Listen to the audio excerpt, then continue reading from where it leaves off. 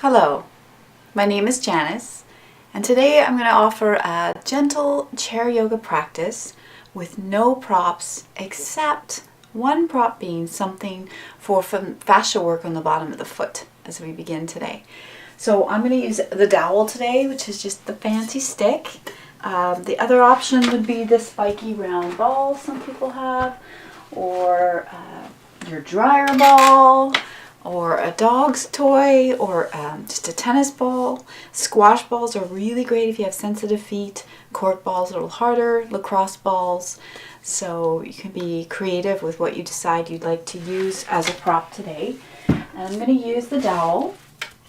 And I'm going to do 1 foot at a time, but just know that if you were using a dowel or a rolling pin, you might be able to do both feet at the same time. But for today, let's do 1 foot at a time. So if I'm using a dowel, I'm going to slide it over to one side of the body.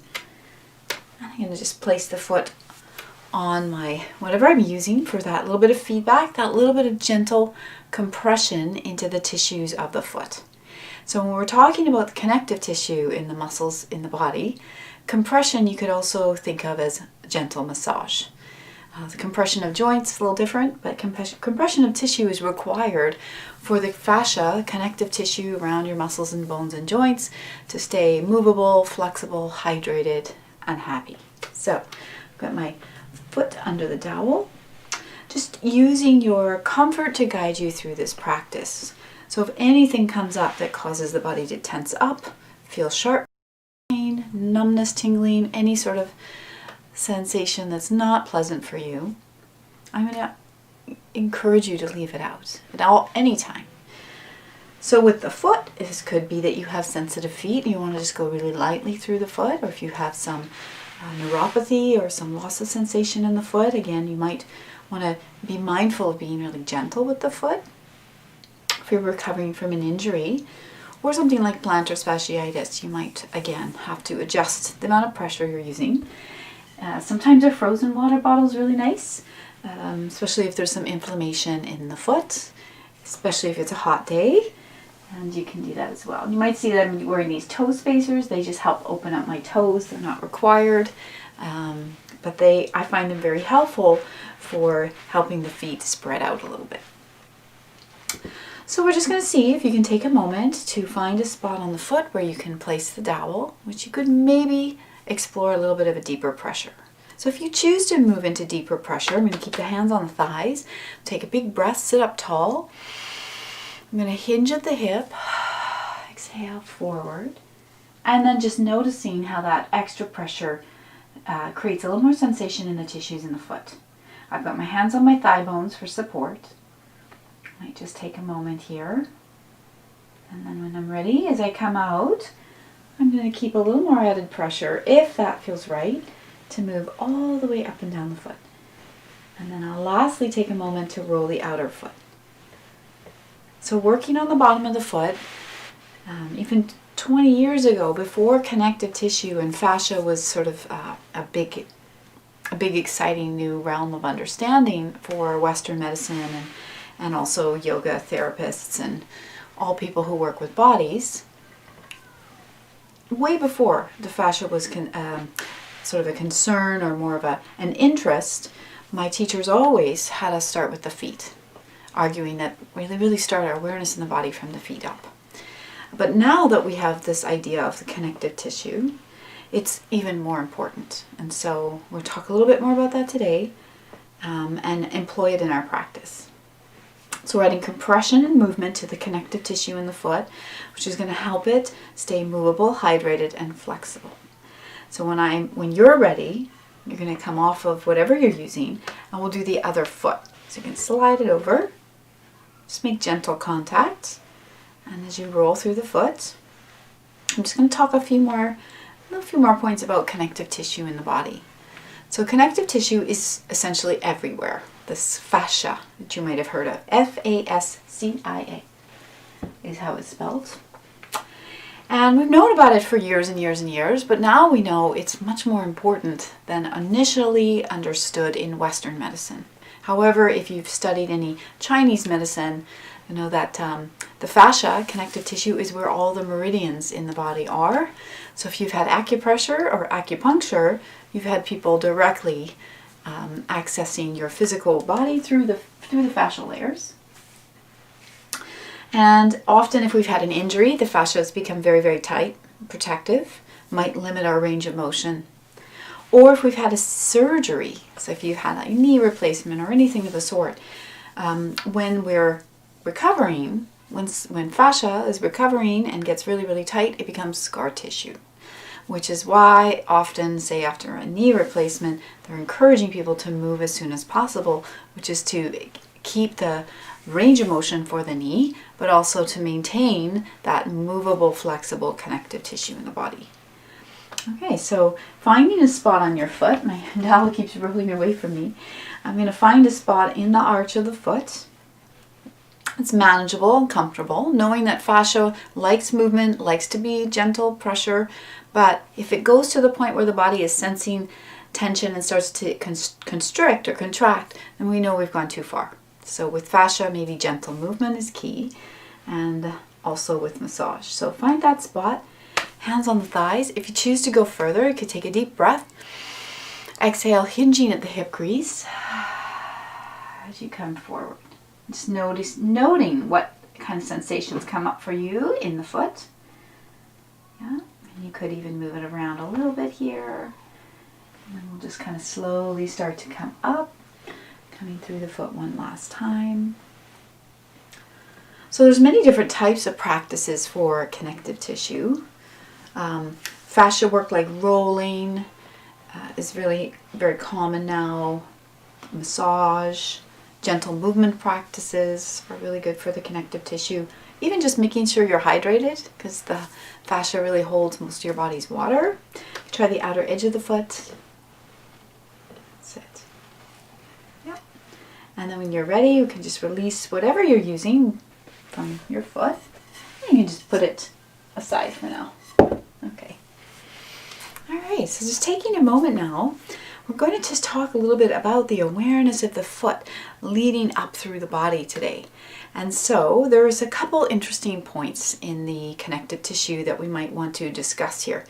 And so with fascia, there's some interesting layers of it. So it's kind of everywhere in your body, but then there's thicker layers of it. So the fascia we were just working on the bottom of the foot runs all the way up the back body, over the crown of the head, and attaches under the eyebrows. So interesting. So that back line of connective tissue connects into the calf muscles, the hamstrings, the low back, the neck, all the way over the crown of the head. So that's called your superficial back line. Then we have a superficial front line, which runs from the front of the toes, this sheath of tissue that runs all the way up the front body, and it ends at the base of the chin. But the one I'd like to talk about today that can help us with our sense of awareness of the feet, grounding, stability, maybe even some awareness of our core connection to our feet, is a connective line of tissue called your deep core line in the body. And so this connective tissue starts a little bit under the mound of the big toe. So here's the mound of the big toe. It starts a little bit over here. It kind of wraps into the inner foot, inner ankle, inner calf, inner knee, inner thigh, so those adductor muscles, to the pelvic floor along the spine, and the deep core line ends at the back of the jaw. And so this idea of rooting and grounding through the feet can help us sense that connection to the deep core line in the body. So before we move on, if you don't have toe spacers, not to worry, just try to lift your toes, spread them out, and place them on the floor. And then just imagine that you've got a tripod here. So this is also going to help strengthen the feet a little bit. And at first there might not be a lot of sensation or awareness, and that's okay as well. I just want you to imagine that under the mound of the big toe, the pinky, and the heel, we're kind of pressing into those 3 points. When I do that, I can feel my arch lift versus the collapsing of the foot. So I'm just very gently pressing through the ball under the big toe, the pinky, the heel, pressing into those connections, and then just trying to sit up tall. Yeah. All right, so we're going to go into our rocking chair movement as a first movement for the pelvis. Moving the pelvis gently, tilting it forward and back. It's really helpful for back care. So this is essentially movement of the pelvis is the main focus in this movement. So I'm going to put my hands on my thighs and sit up tall. I've got my knee over my ankle, so I'll show you from the side what that looks like. Okay, I've got a blanket under my sit bones, not quite on the edge of the chair so that the pelvis tilts forward a bit. This is optional. I like to have a little bit of space at the back of the chair because we are going to be leaning back a little bit. So hands on the thighs, a moment with the shoulders rolling up, back and down. Take a big breath. I'm hinging at the hip crease to come forward, hands on the thigh bones. And as I come forward into a comfortable folded position, I'm going to lift the heels. So by lifting the heels, you're adding a little more stretch traction into your lower back. Slowly pressing into the thighs with the hands as I hinge up. So the pelvis coming to neutral, heels come down. Tucking the chin into the chest, leaning back a little bit. I might lift the toes. This is going to recruit some core muscles. So we want to avoid overextending the neck, so I draw the chin to the chest. Sitting up. Exhale forward, heels can lift. It. Inhaling up. Heels come down, exhaling back. So see if you can do 2 more with your own breath here. Inhale up, exhale forward. Inhaling up. Heels come down, chin into the chest, exhale back. Good. Very good. Now this time we'll stay in our forward folded position. I'm going to encourage you to keep your feet on the floor flat for this one. So I'm hinging forward to just find a restful, easeful resting position. So it could be forearms on thighs, could be hands on thighs. Avoid the knee joint. And so our neck stretch, we did this last week, is a gentle neck stretch. And so let's see if we can focus on that a little bit more today, the neck. So I'm looking straight down at the floor. And then I'll start to draw the chin, right into my chest, just till I feel a little sensation in the back of the neck. And then you might use your intuition here and your comfort to very slowly start allowing your chin to move a little over towards one shoulder. You might have to pause and breathe, and there could be a lot of different sensations going on here. So encourage all the muscles in your face to soften. And then see if you can allow the chin to come back down towards the chest. You could pause at center for a moment. And then in your time, slowly letting the chin move towards the other shoulder just a little bit.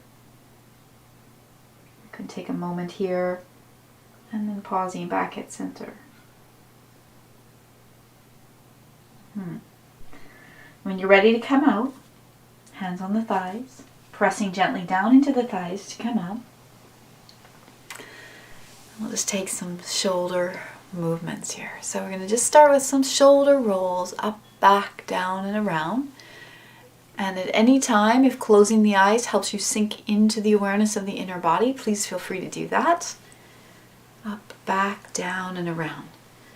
So the shoulder is a great place to talk about connective tissue and maybe the potential role of it in limitations of movement, or maybe where you have had an injury and now maybe there's a little less movement. So when I do this large motion with my shoulders, bring the shoulders up to the ears, back towards the back of the chair, down towards my sit bones, and forward. For me, I sense a bit of a clunky clickiness on one of my shoulders. It's not dangerous, not painful, but it does signal that maybe there's some constriction, some stickiness in the connective tissue in my shoulder. And so, what if I did a smaller movement? So I'm going to invite you to take a large range of motion and then modify it, knowing that sometimes less is much, much more. If you're actively dealing with a shoulder injury, especially one that's been with you and nagging and you've been trying everything, sometimes backing off in movement is really helpful for letting that connective tissue ease a little bit, which might mean your movement becomes a micro movement. And there's some great benefit in micro movements. Good. So the next one, we're going to do a slow tension release. So on the inhale, shoulders come up. On the exhale, they're going to slowly come down. So you can try that 2 more times on your time. Inhaling up, slowly coming down. Yeah, try one more like that. Inhale up and slowly down. Good. Allowing the shoulders to roll up, back, and down. And every week I encourage people to find scapular stabilization before we begin our spinal movements. Elbows close, palms up, encourages the shoulder blades to slide down and under. Then I bring my hands to my thighs and have a pretty good upper posture. So cat-cow is the full flexion extension of your spine. So it's the first movement of the spine. So we're going to start with the hands a little more close to the knees. Now as the hands slide towards your hips, I'm going to encourage you to sit up really tall. Sort of the chest sticks out a little bit here. You might feel the pelvis tilting forward. You may look up a tiny bit. Be sure your neck feels comfortable and it's nice and open in the back. I'm going to take a breath here. On the exhale, I'm going to slide the hands forward, leaning back, stretching the arms over my knees. So on the inhale, I'm undulating the spine to lengthen, shoulders roll back, chin lifts. Exhale, slide the hands forward, leaning my upper back towards the back of the chair, chin to the chest. Think of a cat stretching. Sliding up and down.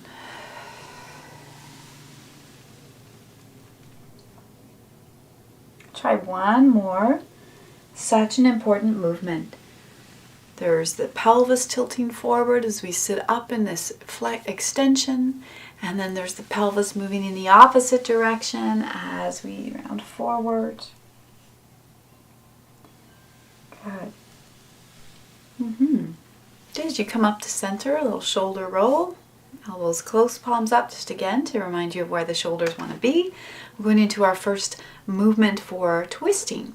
So I'm going to take my hands to my knees. And you can do whichever side you'd like to start with. I'm going to start with my right side. I'm going to take a breath. On the exhale, I'm going to slide my right hand to the hip and look over the right shoulder. Inhale to center. Exhale to turn in the other direction. Inhale to center. Exhale to turn. So once you got the motion, this is an opportunity. You could close your eyes, inhale to center, exhale to turn. You might prefer to keep your eyes open, which is fine.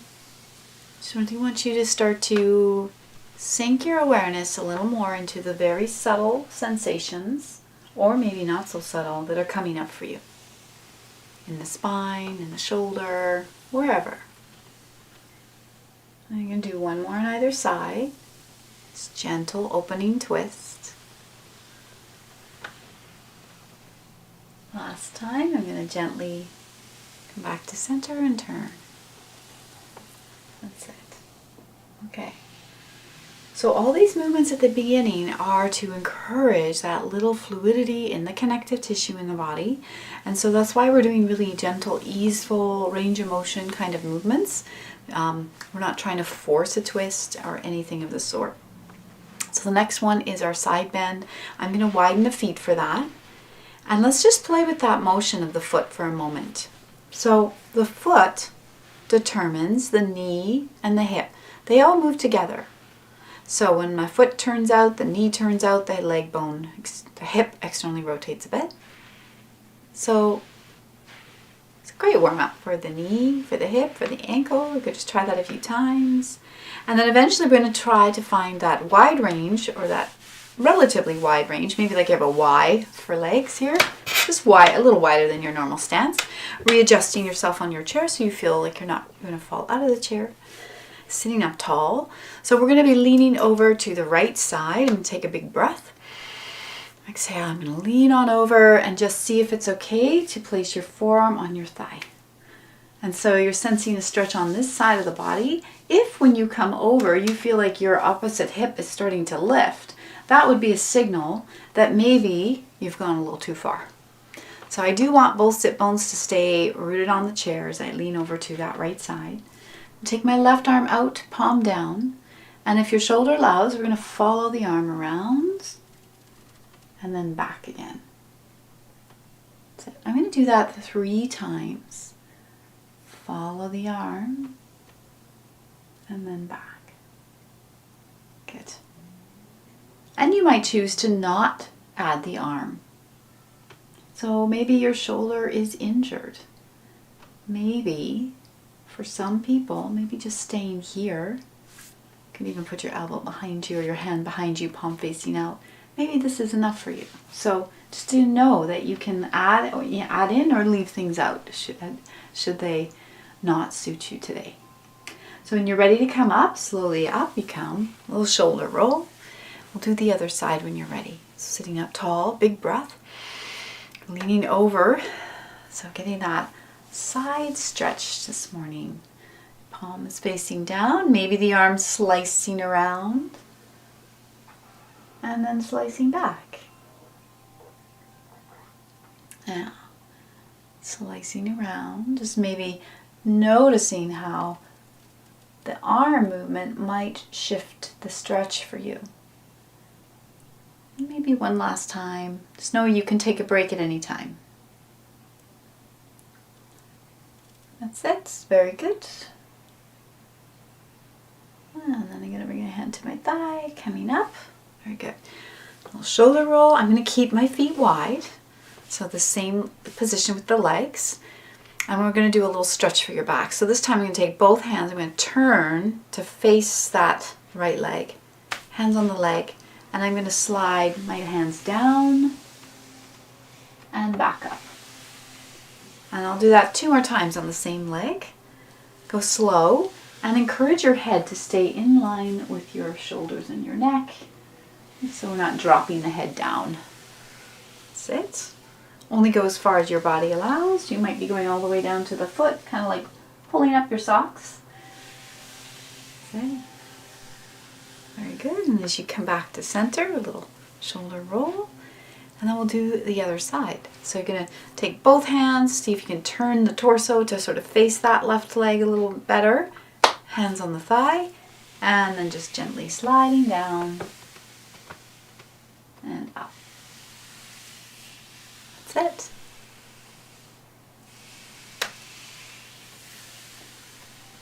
What can you sense? We're sensing a stretch maybe in the back. It could be somewhere else for you. That's it. Last time.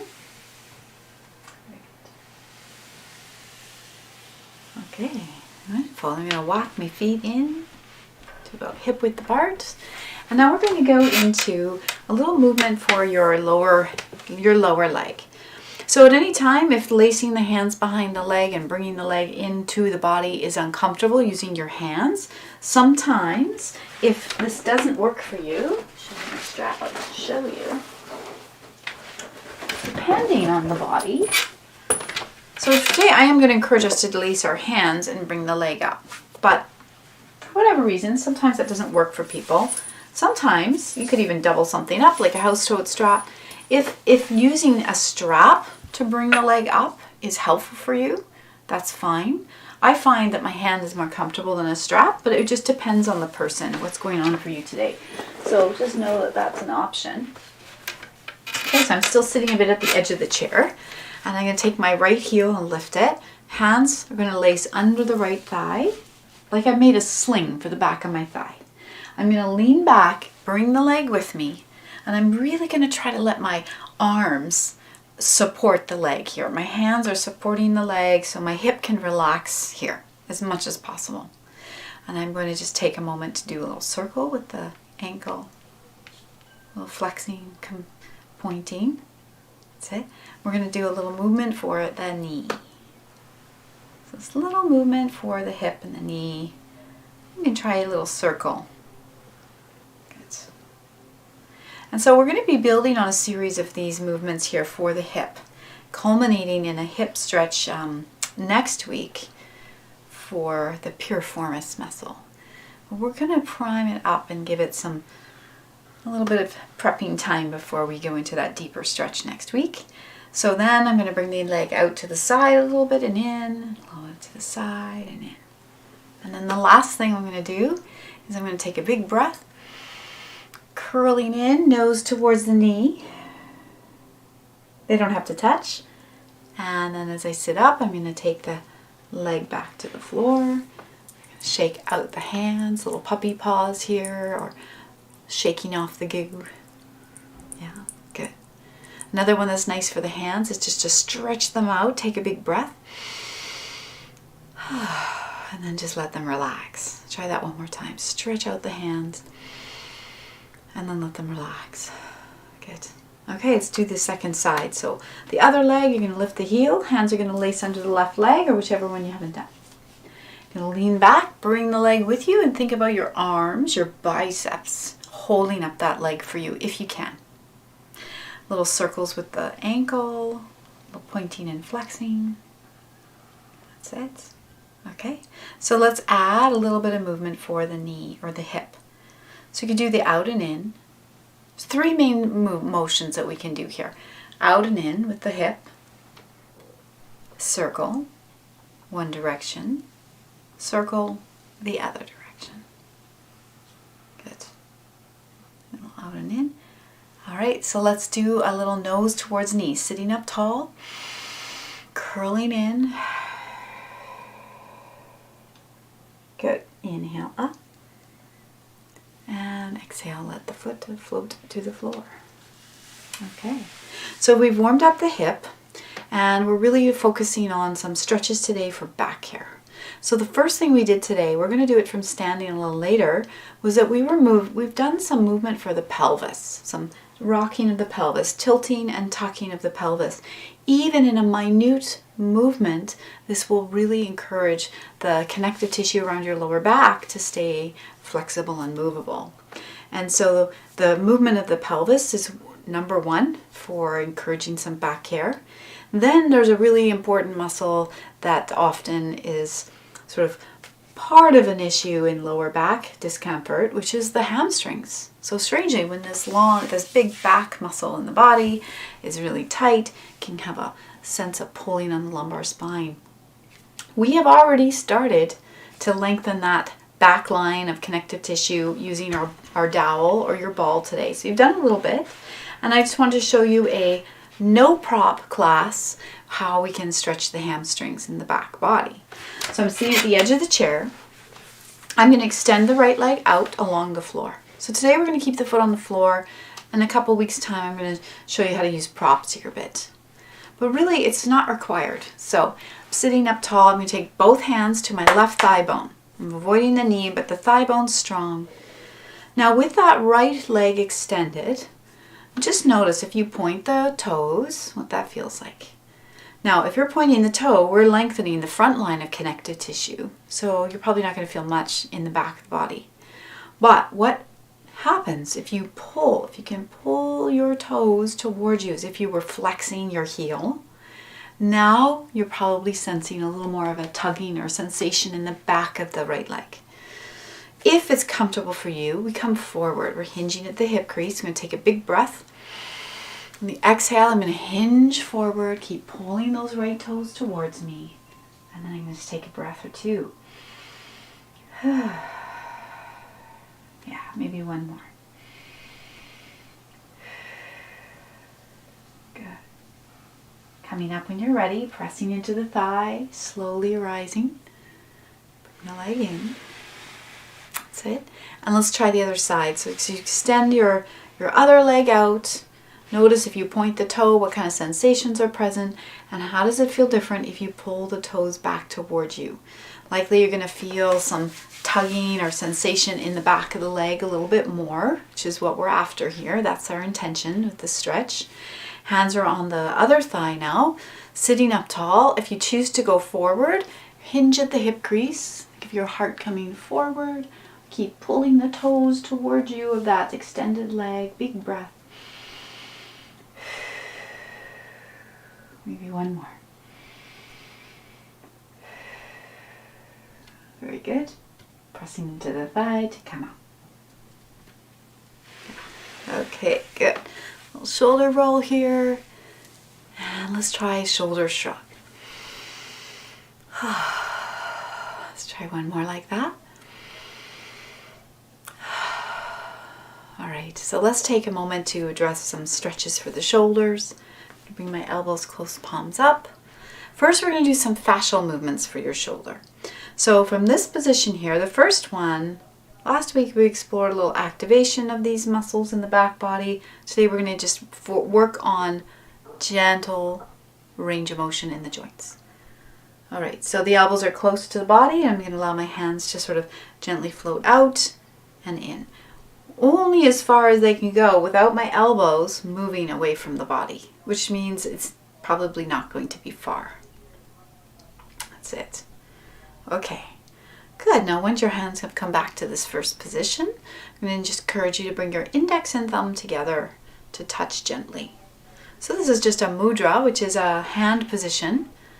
And if this is comfortable here, and we're going to very slowly let the elbows move a bit away from the body and the palms face each other. And then they come back. So these are from the Tensegrity Repair series, designed by an amazing yoga teacher called Joya Irwin. And these are done usually lying down, but they translate wonderfully to seated, standing. I even teach them when I teach aquatics. So the idea here is that we're not trying to activate tension in muscle. So if you go too far, what you'll notice is this. Something like that, right? Where the ear or the shoulder comes up, or you feel things constricting, or if you have a range of motion issue in a shoulder, you might only get to here and it kind of doesn't go any further. So that's okay. Remember that less is more with the connective tissue, so you might do a smaller movement. Notice how it's hand, wrist, elbow, shoulder, all working together. So it could be quite small, and then for some people it might look more like you're drawing a smile. Okay, so this is the lower rotation of the shoulder here. Now, pause here. And all we're going to do is turn the palms down, but we're going to allow for the natural movement in the shoulder, and the wrist and the elbow. So as I turn my palms down, I'm going to notice my elbows roll out, my shoulder rolls in a bit. So just kind of notice that action. What's going on in your shoulder when you turn the palms to face your legs? If you allow. So sometimes I'll see people do it this way, where they're really only allowing the wrist to move. But I really encourage you to allow for that just natural functional movement of the whole arm initiated by your hand. Okay, so now I'm going to let the palms face down and bring the hands together. And as the hands float up to about mouth level, I'm going to imagine I have weights on my elbows or something heavy there. Otherwise they're out here, and then the shoulders are going to get involved and tense up. So I want to think of the elbows relaxing heavy towards my knees. Okay. All right, it's the same action, but it's the top part of the motion. So now it's like a rainbow effect. Essentially, we're making a little rainbow. Palms face each other on the outsides, palms face your thighs on the top. And then, within your range of comfort and curiosity, I'm going to encourage you to explore your full range of motion. So we're back at where we started, at the bottom. There's the smile. And there we are at the top of the rainbow. So it might start to look like an egg. Depending on your shoulder, this movement could look this big. Okay, so we're really working with natural function of the shoulder, hydrating the connective tissue. That's it. Just maybe one more. Very good. Okay. Wonderful. Take a break. Let your arms relax. Even those are gentle and easy are not the same thing. So take a break when you need it. The little shoulder roll or the tension release shrug. They're always nice to put in just when you need a break. All right, so we're going to do 2 more movements for the shoulder, and then we're going to move into some stretches for the back of the shoulder blades. So I'm going to bring my fingertips together.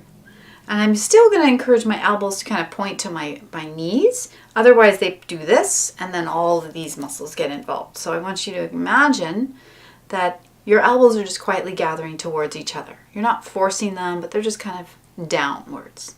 I'm going to press my fingertips into each other. And now I can feel some muscular engagement in my chest a little bit. So the elbows are quietly gathering, my fingertips are pushing into each other, and then the motion is coming right from my shoulder. Right from my shoulder. You can see, think of old-fashioned dolls, like Barbies and G.I. Joe. If you wanted to raise your Barbie's arm, it had to come right from the shoulder. Same idea. Same idea. That's it. Okay, maybe one more. Good. So now let's take our hands up to one shoulder. Same position with the fingers. Let's take them up to one shoulder and just chop down to the other side. So I kind of want you to notice there might even be a little weight shifting as you do this. Just doing 3 on one side. That's it. And then let's try the other side. So take your hands over to the other side, sort of chopping down cross body. To the shoulder, chopping down. These are all movements for shoulders. That's it. That's it. Okay, very good. And then once the hands come back to your center, we're going to take our arms out to the sides. Yeah.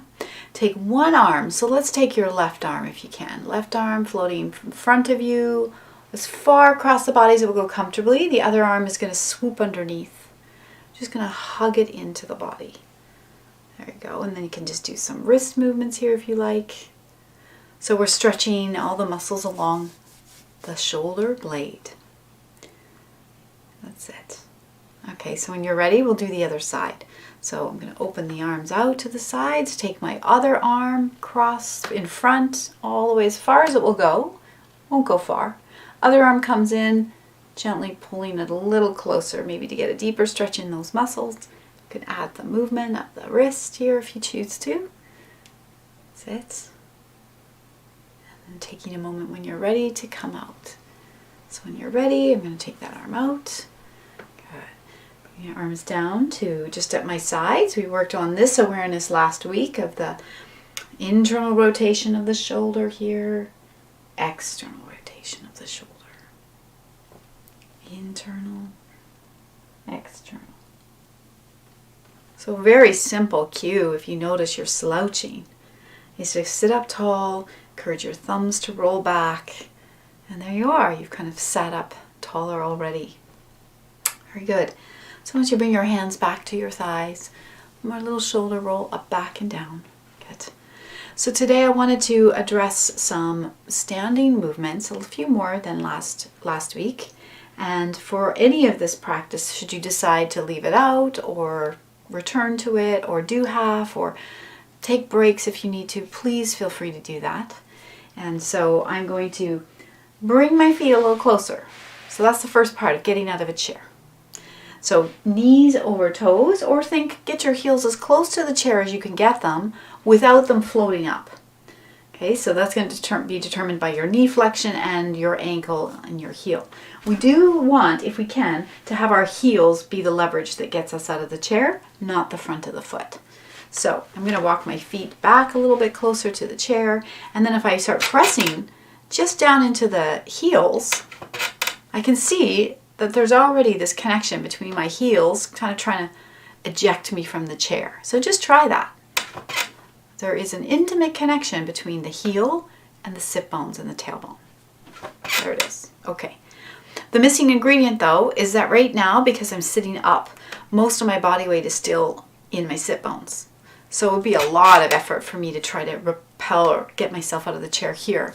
So the last little bit of getting out of a chair with ease would be hinging from the hip crease so my nose starts going over my knees, sensing that as I do this, I can feel body weight shifting more into my feet. So once I get my nose over my knees, I can feel there's more weight in my heels and I can press into the heels to come up. That might require you to use your hands to help you. If that's the case, that's fine. just see how it is for you to get up, knowing you already have some methods that have been in play your whole life. So once you're standing, take a moment, bend the knees, sink into your feet. You might lift the toes, spread them out, place them on the floor. Think of those 3 points of awareness I mentioned at the beginning, under the ball of the foot, the pinky, and the heel. Pressing down as if you have a tripod. You might even sense the arch of the foot start to lift, maybe. Then once you have that connection, then the legs straighten. Okay, good. So we're going to come around to practice some balance movements and some strengthening for lower body.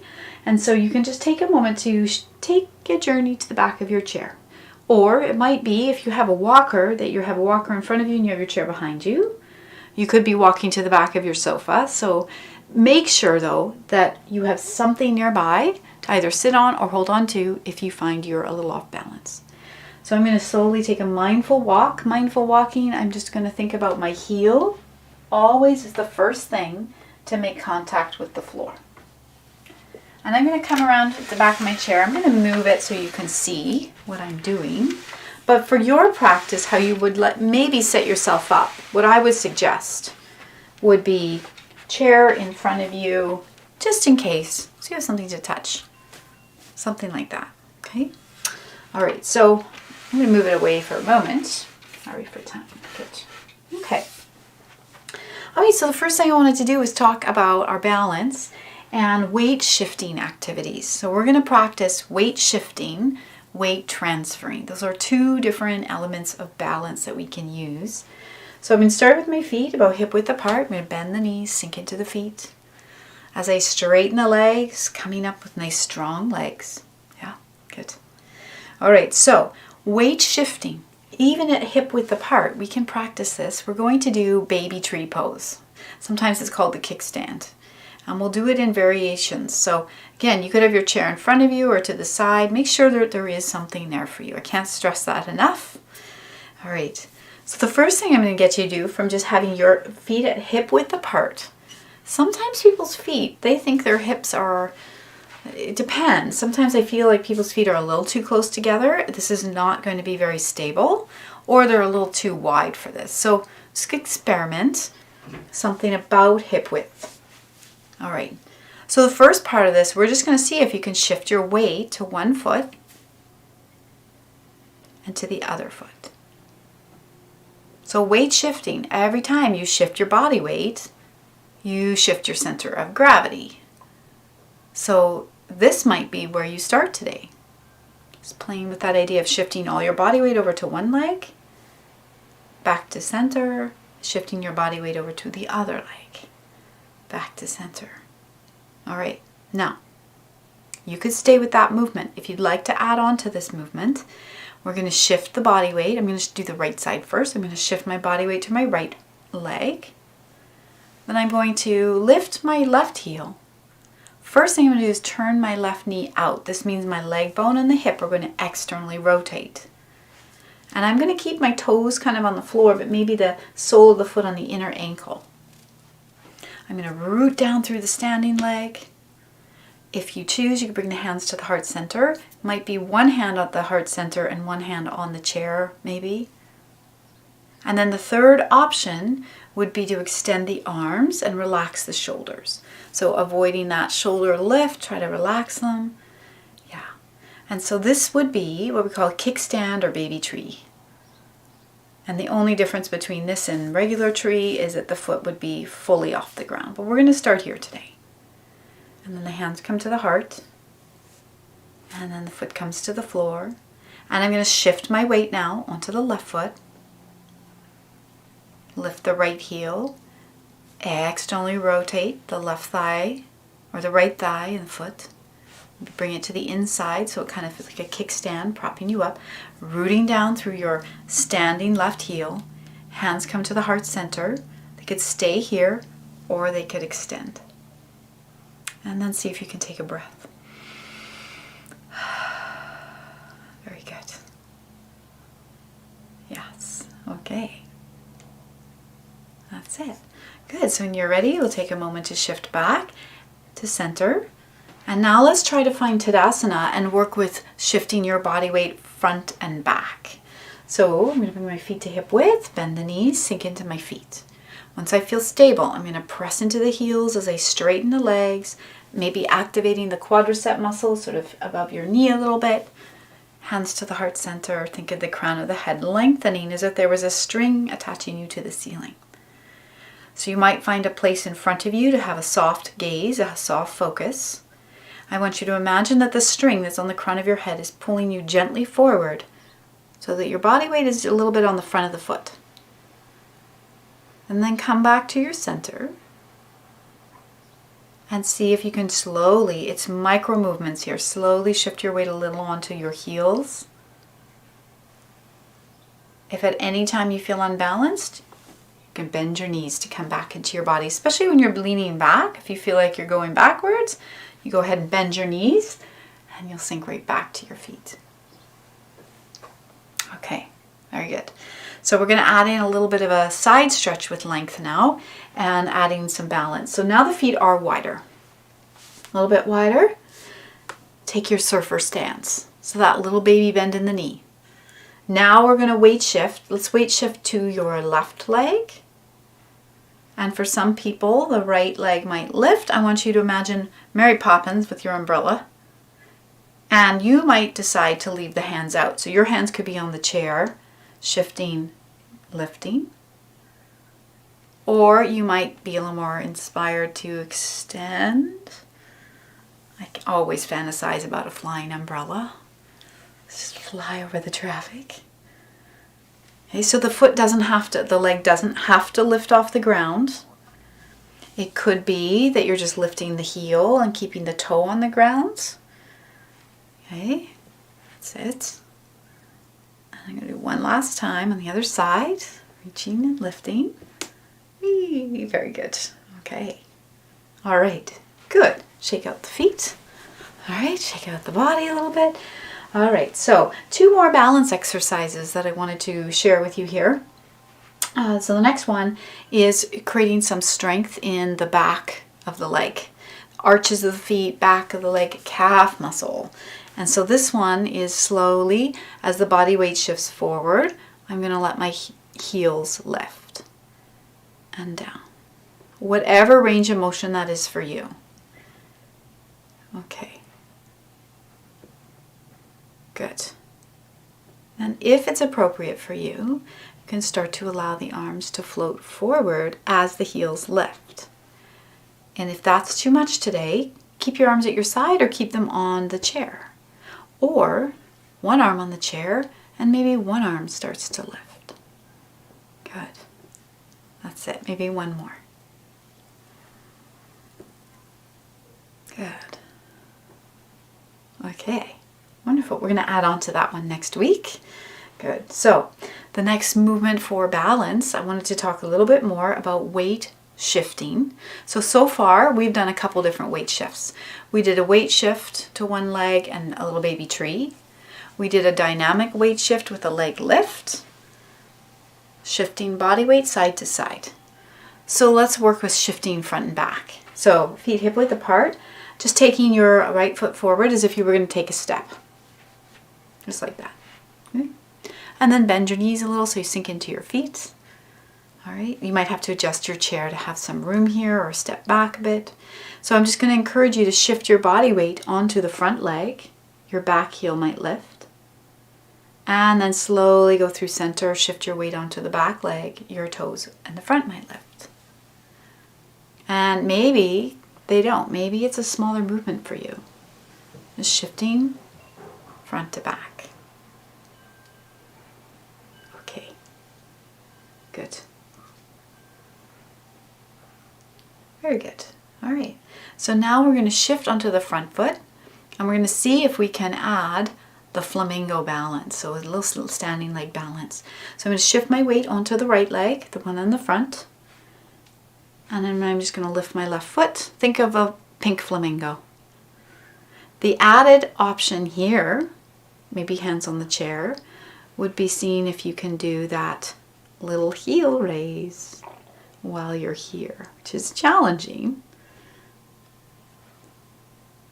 That's it. Maybe one more. You can leave that out. Okay, good. Now I'm going to put that left foot back on the floor, shift back onto the left foot, pull the navel to spine a little bit, see if I can lift the front leg, and I'm going to try. You could be touching something to hold on for 4, 3, 2, 1. That's it. Very good. Okay, shake it out. So in these standing holds that we're doing, when you're standing on one leg, 3 benefits to these, which is why I love them so much. One benefit is, yes, you're building your proprioception and your balance. Second thing, you are weight bearing on that side of the body, which encourages bone density, to maintain our bone density. And then the third thing is that we're developing a little more that stability in the internal body. And so lots of options or lots of reasons to do these standing balances. So let's do the other side. So I'm going to take my left foot just a little forward as if I was going to take a step, bend the knees, and then I'm going to shift through my center, back and forth. Just noticing that sensation. And if you find any of these movements challenging, find one that you can work with, that you can just explore. Because one of the benefits of yoga really is just about starting to bring a little more awareness into these subtle movements, sensations in the body. Good. Okay, next time we're on the front foot, I'm going to pause there. And then I might choose to lift the back foot. Think of a flamenco. You could be holding on to something. And then you can see if you can add a heel lift. That's definitely a challenge for the body. And so if you're like, no way, then that's just totally fine. You can just stay and hold this position. And do one more. Good. And now I'm going to put the back foot down, shift onto the back foot, pull the navel to spine, see if I can lift the front leg a little bit, holding it. 4, 3, 2, 1, and then I'm going to place the foot down. Haha, very good. Shake out the feet, hurry for time. Perfect. Okay, good. So I wanted to do 2 movements today. One for that all-important psoas muscle, the muscle that gets tight from sitting, and all the forward flexion we do. And then one more standing balance. So these are to create some strength and stability in the inner body. So I'm going to use my chair for this just to show you how to use it as a prop for you in these 2. This is Warrior 1 and Warrior 2. Or Warrior 1, Warrior 3, I should say. Okay, so I'm going to take my chair just to show you. I'm going to put it here. All right. Okay, so I'm going to get nice and close to the chair. Pretty close. All right. Very good.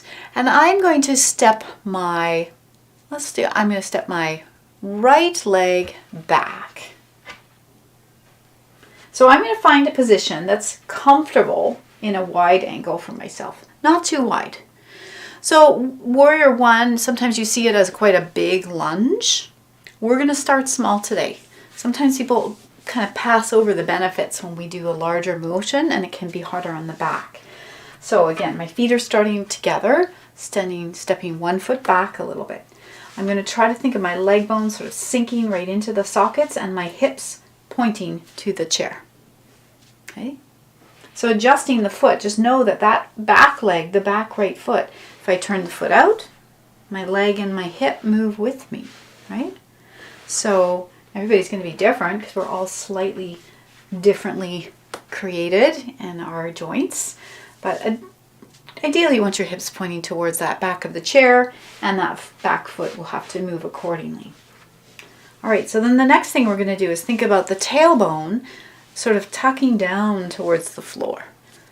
So I'm already starting to feel a little sensation of a stretch in the right hip crease. Shoulders roll up, back, and down. Hips sinking into the socket without leaning forward. What I mean by that is I'm going to bend the front knee, but I'm going to keep that tailbone tucking. I'm going to keep that nice tall body. So now I feel more stretch here. So the knee has bent a little bit. Yeah? Bring your hands to the heart center. And let's just see. You could straighten the front leg, arms out to the side, bend the knee, hands to the heart center. We're just gently getting into those hip flexors on that right side. opening and closing. That's it. Okay, let's do one more and we'll go right into Warrior 3.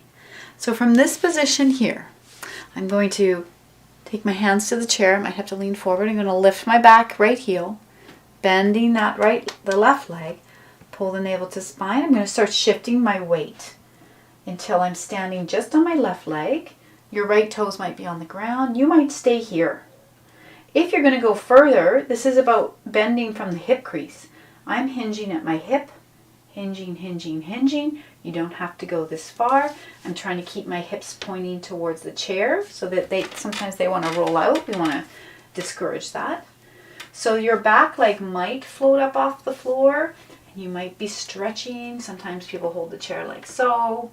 You could have a bend in your standing leg. That might be really important to keep your knee happy here. For 3, 2, 1, and then coming out when you're ready. Aha! That's a lot for that standing leg. So take a moment and then we'll do the other side. So I'll turn my chair so you can see better. Okay. All right, so I'm going to start close to the chair, and there are so many ways of doing these series of movements. So if you know this series, but you have a different way that you've been taught that you prefer, that's fine. I'm going to take my left foot a little bit back. I'm going to try to think of even weightedness in both feet and those leg bones sinking into the hip sockets. I'm going to think of the tailbone gently lengthening down to the floor. I always think of Gumby. I don't know if you guys remember Gumby. He kind of walked back like this so that we can feel that sensation in the hip crease. Shoulders roll up, back, and down. Now so I'll show you what I often see. It's when I see people bend the front knee and they shift their weight forward, which is not going to give me any stretch in that hip crease, right? But if I'm lengthening the tailbone, shoulders back, this part of the body stays where it is as the knee bends a little bit. Now I've increased that sensation in the hip crease. So it's small. It's a small action. Then maybe we could try this version here on this side. The arms up in the air, taking a breath. And then maybe we can bring them down. So there's lots of different variations of movement that we could do here. Bending the knees, stretching the arms, bringing the hands to the heart center. You can leave the arms out if you choose. Okay. Very good. So now I'm going to take that last position with my knees, my front knee bends, and I'm going to lean forward now. I'm going to lift the back heel, bend the back knee, my front knee's bent, pull the navel to spine. I'm going to slowly shift my weight onto the right leg, or whichever leg you're standing on. All right, now if you're going further, it's about hinging at the hip. So there's no change in my back. You can see that I'm hinging at my hip. You don't have to go this far. So the first place to go would be like here, and then exploring slowly, hinging. For some people, hands on the chair. This might be helpful. 3, 2, 1. That's it. Very good. Slowly coming up. Shake it out. And you might not be able to hold it for that long. And if holding a standing position on one leg is actively causing you more pain in the joint, then of course you might just kind of go into it and come out, or you might keep a little bit of some connection in the other foot to support the knee. So experiment accordingly. It should not feel painful. It could be challenging. It could be some unpleasant sensation, but unpleasant sensation and sharp pain are two different things. Hurry for time. Okay, so as we come around, we're going to just do one last thing to get the lymphatic system moving, and we did this one last week. So I wanted to just address spinal movements from standing and some movements that we can do. So if you are behind a chair, just know that when the arms are moving, you don't want to hit it. So you might have to stand back a little bit or move the chair a little bit out of the way. Maybe it's behind you. Just make sure you have a little bit of space. All right, so let's talk about spinal movements and then that lymphatic warm-up we did last week. So the spinal movement that we started today talking about was the movement of the pelvis. And when we do cat-cow, which was this one in a chair, we are moving the pelvis. But let's just talk about moving the pelvis all on its own. So you might have your feet about hip width apart. You might take your hands just to the sides of your hips, bend your knees. And I just want you to think of your rocking the tail pelvis. So from the side, it might be like your tailbone's here, and then you're trying to take your tailbone in the other direction. Keep a knee bend. It's important to have your knees bent when you do this. And just find a range of motion that's comfortable for you. A little tilting, a little tucking. Could be really little. Okay? A little tilting, a little tucking. That's it. One more. Good. Okay. Very good. Now, this time we're going to very gently think of the tailbone moving down towards the floor as you straighten the legs. We'll shoulder roll up, back, and down. Very good. One more. Bring the elbows close, palms up. Very good. All right. So we're doing a standing version of all the spinal movements we did today. So the first one, I'm going to bend the knees. I'm going to bring my hands to my thighs. I'm going to slide my hands down towards my knees. So I'm a little bit slouchy. Knees are bent. And then I'm going to slide them towards my hips. So we're doing that movement we just did there, but I'm adding some motion with the hands. So the hands slide to the hips as I look forward. The tailbone moves up a bit. Slide the hands towards my knees. Let my upper body round. Tailbone tucking under. The knees are slightly bent the whole time. That's it. Very good. Okay. So really this one is about more the pelvis and the flexion extension of the spine. All right, good. And as you come back, let's do a little bit of a larger movement. So just coming to straight legs, feet hip width apart, bend the knees a tiny bit. Gently hinge a little bit at the hip crease, bring the hands to the thighs, gently bending and pressing into the thighs, reaching the arms up and around if you can.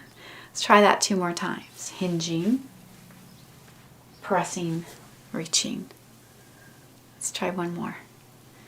Bending, hinging. That's it. Very good. Once the arms are out to the sides, I'm going to widen my feet a little bit here. Very good. And now I'm going to take a little upper body twist. So I'm going to allow my whole upper body to turn as one piece. Yeah. That's it. 1 more time each side.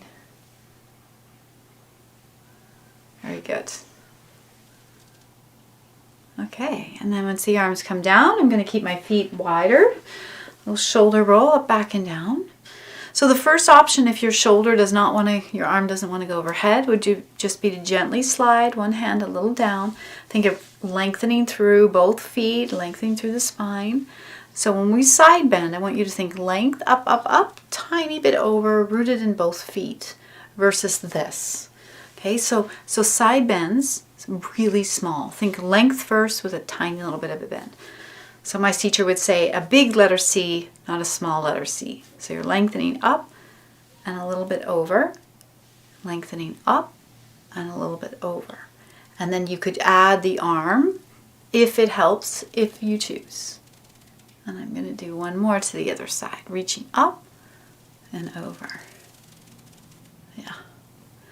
Very good. And as I bring the arms down in front of me, we're going into your lymphatic movements. So I'm going to turn the feet out a little bit. And I'm going to start with some circles. Now your circle could be small. It can be big. It can be something in between. It can be fast. It can be slow. So sometimes people will do it like this. Sometimes people will get a little more ambitious. Yeah, watch out for chairs and walls and people. So just doing this in a range of motion that works for you, we are stirring up the upper fluids in the body, getting the lymphatic system warmed up and awake. That's it. And when you are ready to do the other way, pause and see if you can take your arms in the other direction. So again, it could be much smaller. Just see what's available and what's comfortable for you. 3, 2, 1. And then as they swing, yeah, I'm going to turn my feet forward. Now this one is a cleansing breath, and now with the given situation, I don't do a lot of deep, forceful breathing in group classes, but you're likely in your home right now. And if you're home and not around a lot of people, this should be fine. If you are in a group of people, you might want to keep the ha breath a little more subdued. Maybe just like a okay, but the cleansing breaths, great for getting out carbon dioxide from the body, frustration, you name it. So this one's going to look like this. Okay, my feet are pointing forward, deep breath in. Ha! Ha! I'm going to do 2 more. Ha! Ha! And then I'm going to take a little sigh. Now, if at any time that deep, forceful breathing is like, getting a little bit of lightheadedness, ease off, back off. Usually it will readjust quite quickly. Lastly, a palm tree twist. So a little bend in the knees. And I'm going to let the arms tap around. You might feel the opposite heel lifting a little bit as you do your noodle arms. That's it. Just letting the arms tap around the sides of the body. Everything's loose and gentle here.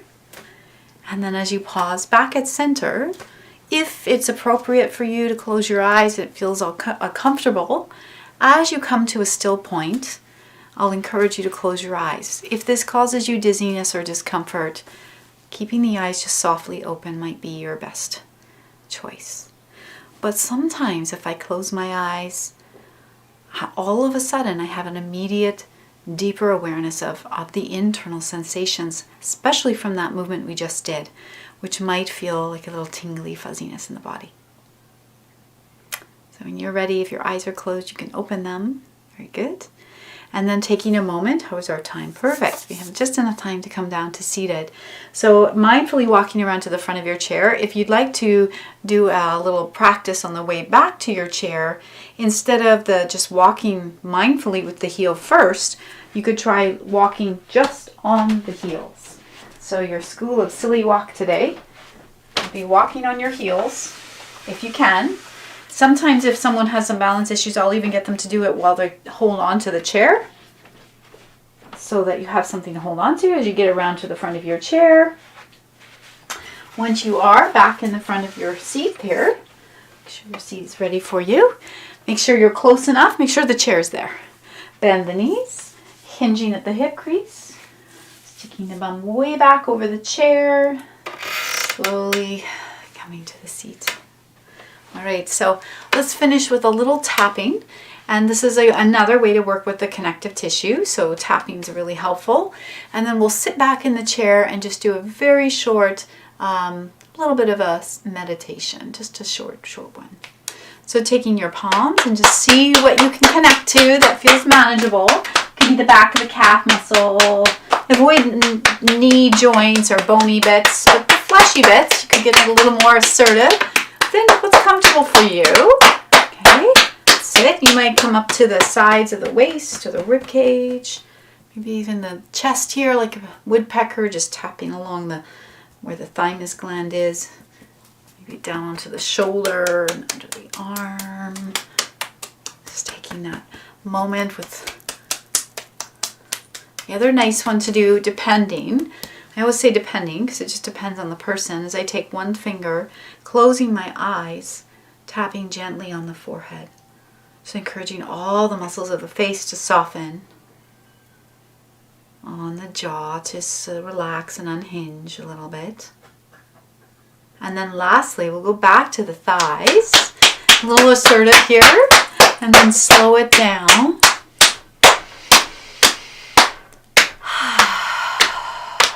Until you come to a still point. A little shoulder shrug. I'm going to invite you to get really comfortable in your seat. So sitting all the way back might be an option, a pillow behind your lumbar spine, or however you can get as comfortable as you can in your seat.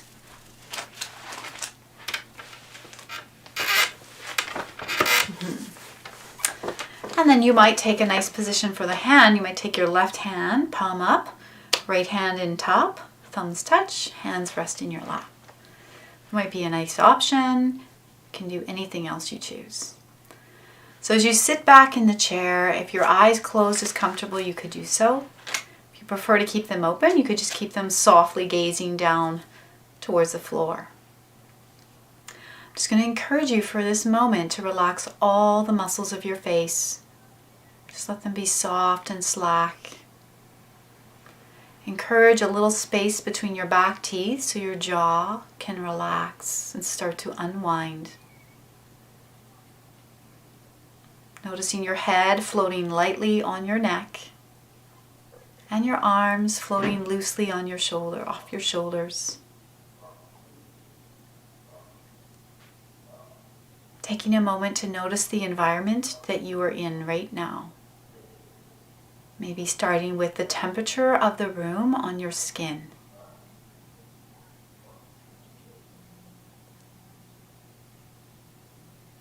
Taking a moment to notice the ambient sounds in the space that you're in. You might hear sounds outside your space, inside your space. Just notice, let your awareness move from one to the other without judging the sounds as good, bad, or pleasant or unpleasant. Just notice the layers. And then finally noticing your breath. It's always with you. It's with you through your practice today. Breathing in and breathing out. Just noticing the movements that accompany your breath in and the movements that happen in the body on your breath out.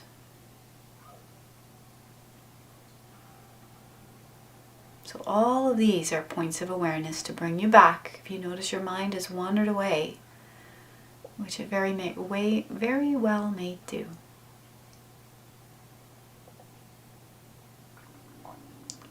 I'm going to add in one layer of sound for you today in this last moment.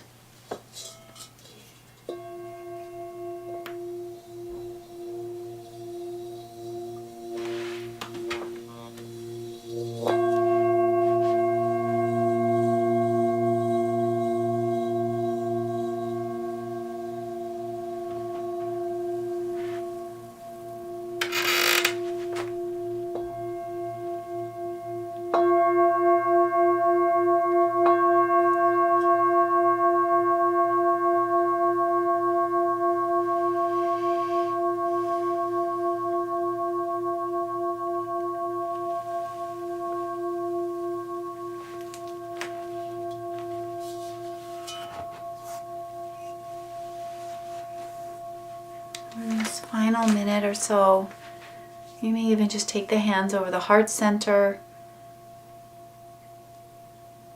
You might choose to keep your eyes closed, or you might prefer them to be open.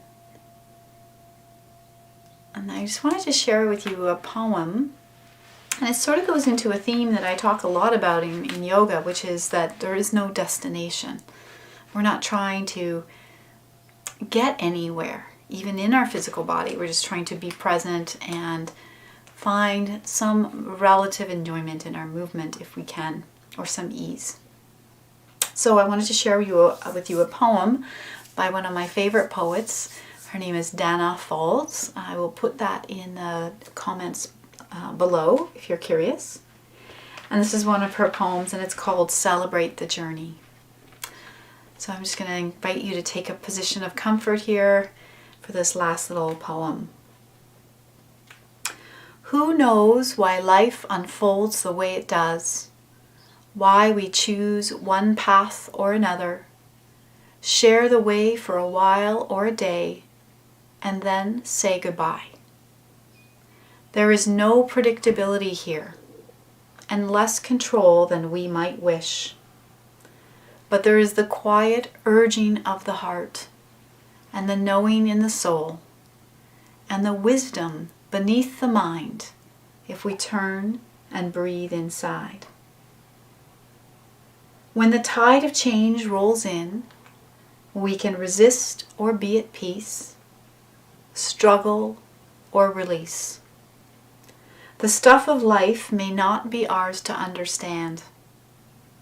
It's enough to offer love, to receive the best and worst, to embrace and say farewell. What matters most is to celebrate each moment of the journey. Taking this moment to thank yourself for showing up today.